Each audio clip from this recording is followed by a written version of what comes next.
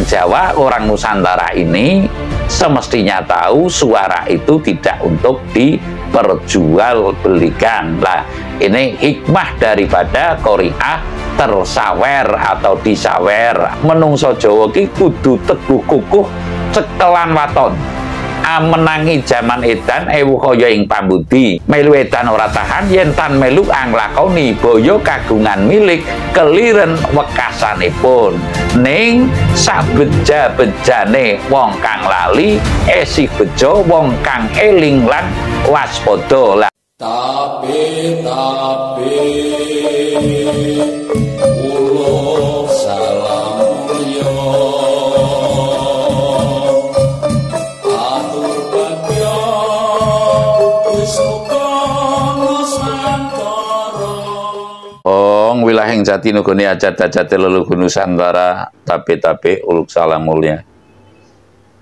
Lagi-lagi kejadian lucu ya.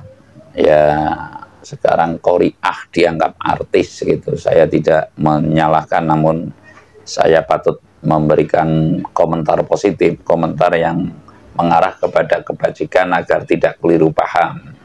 Mungkin maksud dan tujuannya itu adalah baik ya. Saking berterima kasihnya ada qiraah yang bagus, lalu dia menyamakan dengan biduan atau artis lah. Saya akan memberikan sebuah komentar bahwa seyogianya kita semua itu tahu empan papan lan lambe ati kalau istilah Jawa itu.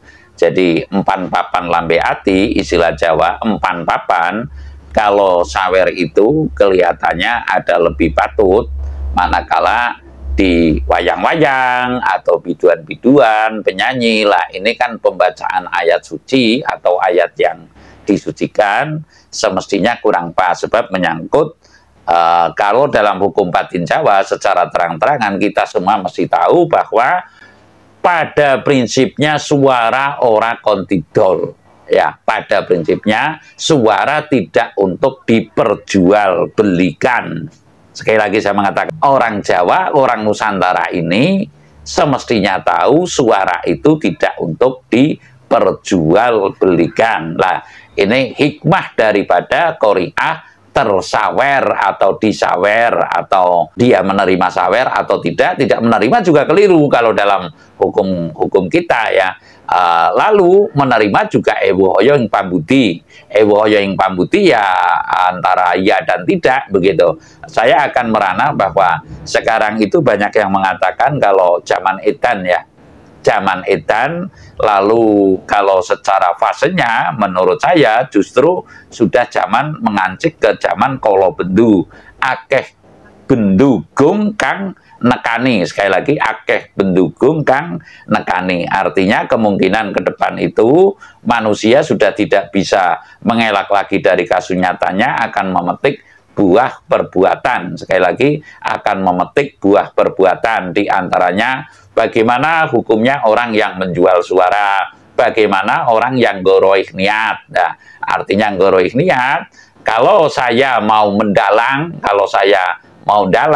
taruhlah niat saya itu untuk ibadat semestinya, lalu saya niat mengais rezeki untuk anak istri, ini saya sudah keliru, karena dalam hukumnya menjual suara secara hakikat itu adalah sebuah kesalahan yang besar atau pelanggaran yang besar. Semestinya kita itu tahu kalau suara itu tidak untuk dijual. Namun, sama pun tidak dijual adalah imbal setimpal. Hukumnya itu suka dan rela. Hukumnya kembali lagi kepada sukarela. Kalaupun saya mendalang nggak ada uang sama sekali kan nggak mungkin. Lah begitupun para ustadz, para kiai. Namun sementara ini yang jelas, kalau paham kejawen, taruhlah orang-orang seperti saya itu ya sama juga kebobule mati setro, artinya jarang yang menggunakan. Taruhlah kalau kita sedikit berbicara yang ke arah situ, nanti mungkin malah justru banyak yang menistakan ya ilmu orang-orang seperti saya, seperti para sesepuh-sesepuh kejawen ini kan jarang sekali yang menggunakan. Kecenderungannya itu sekarang menggunakan para kiai mungkin, atau para pendeta mungkin, atau para biku, karena memang ornamen ini sudah tinulis ing Jongko Jawa ilang Jawane. Ini pun saya khususnya menyadari sepenuhnya. Namun saya akan memberikan rujukan bahwasanya seyogianya wong Jawa itu ojo pisan lali maring Jawane. Lah apa yang termaksud? Orang dulu itu mengatakan menungso Jawa ki kudu teguh kukuh cekelan waton.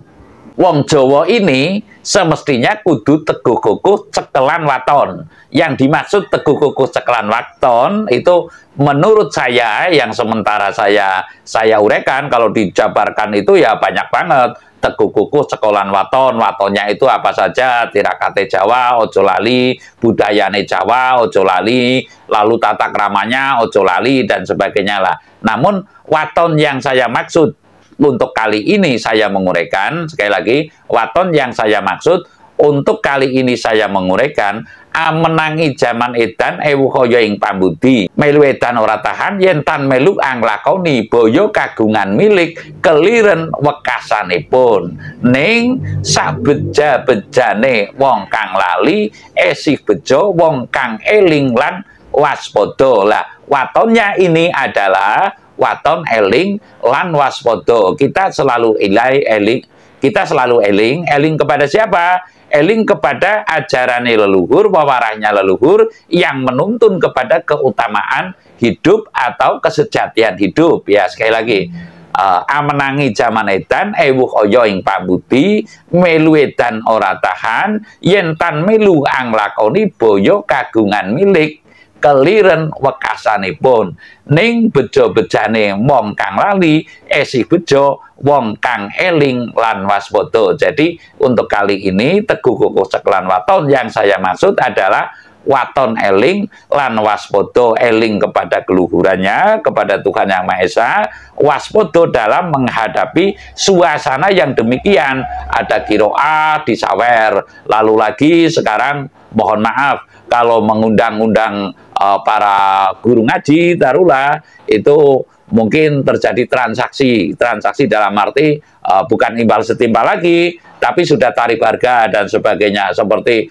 konsultasi dengan para mohon maaf dukun-dukun, mungkin juga ada tarif tertentu. Lah ini sudah merupakan satu bukti bahwa zaman edan ini sudah luar biasa, dan kedepannya tentu zaman kolobendu dan bahkan zaman kolobendu sekarang itu sudah kasunyatan banyaknya fenomena alam seperti angin ribut dan sebagainya, tsunami, lalu juga gempa bumi, lalu juga masih banyak yang lain. Ya, fenomena-fenomena ini merupakan bukti bahwasanya siapa yang tidak eling lan waspada niscaya akan jadi korban dalam era sekarang ini. Artinya korban itu ya jadi suluk bumi. Suluk bumi itu ya palastro sio-sio. Palastro sio-sio itu ya mati sia-sia, taruhlah. Tidak ada kejelasan akan kemana ini, ke surga tidak, ke neraka tidak, ke kasampurnan apalagi. Lah, saya mengatakan demikian bukan berarti saya itu ngacungke atau mengunggul-ngunggulke